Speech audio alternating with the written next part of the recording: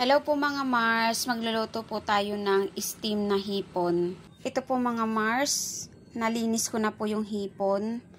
Ano lang po, mga medium size lang po yung naabutan ko sa palengke. Wala na pong mas malalaki kasi tanghali na.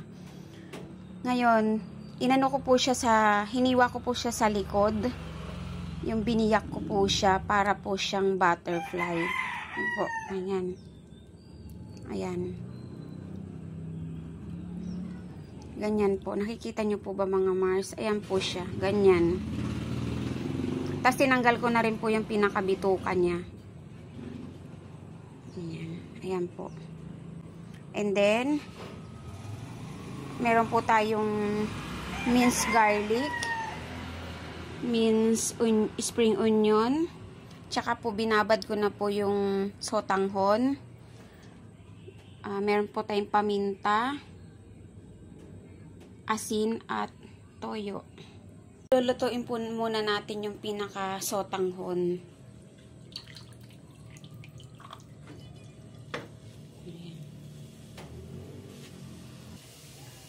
Lagyan po natin ng konting tubig.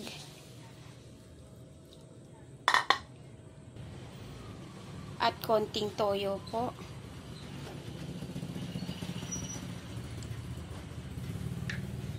Tansya-tansya lang po mga Mars.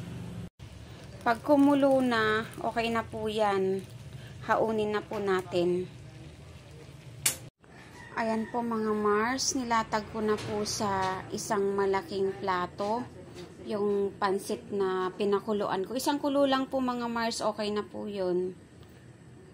Nilagyan lang po ng konting toyo, ganun lang po.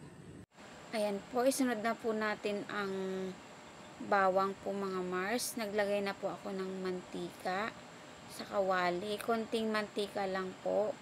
And then, isunod na po natin ang bawang. Atin pong ito-toasted lang po ang bawang hanggang po sa maging golden brown. At iyan po ang ilalagay natin mamaya sa hipon. Then, maglagay na po tayo ng pampalasa. Paminta po.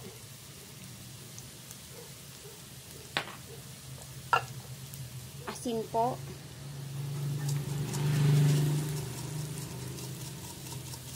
Mars, tansya-tansya lang po yung ginagawa ko. Mars, golden brown. Napatay na po natin. At set aside po.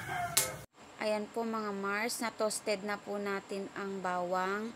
And then, naglagay na po ako ng hipon sa may plato. Then, atin na pong umpisahan maglagay po ng bawang. Isa-isahin lang po natin mga Mars hanggang sa maubos po lahat. Or ulit-ulitin lang po natin hanggang po sa matapos po lahat. Naglagay nga po pala ako ng asin dyan bago ko po lagyan ng bawang. Naglagay po ako ng asin sa may hipon. Ayan po mga Mars, ang unang batch na nasa lansan ko na po siya. And then, i-steam na po natin. Ayan na po mga Mars, natapos na po natin i-prepare. Ngayon po,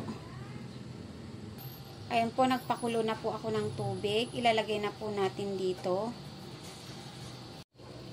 Ayan na po mga Mars, na prepare ko na po, naisalang ko na po. Ngayon po, steam lang po natin ng mga 8 to 10 minutes.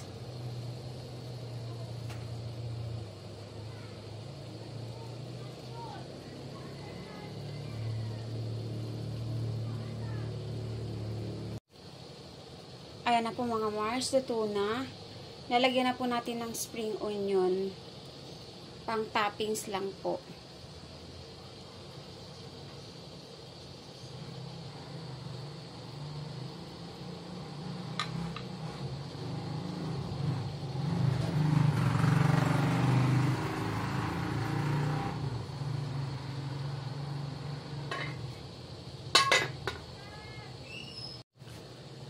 Yan na po mga Mars. Luto na po ang ating steam na hipon. Yan lang po mga Mars. God bless po. Thank you for watching.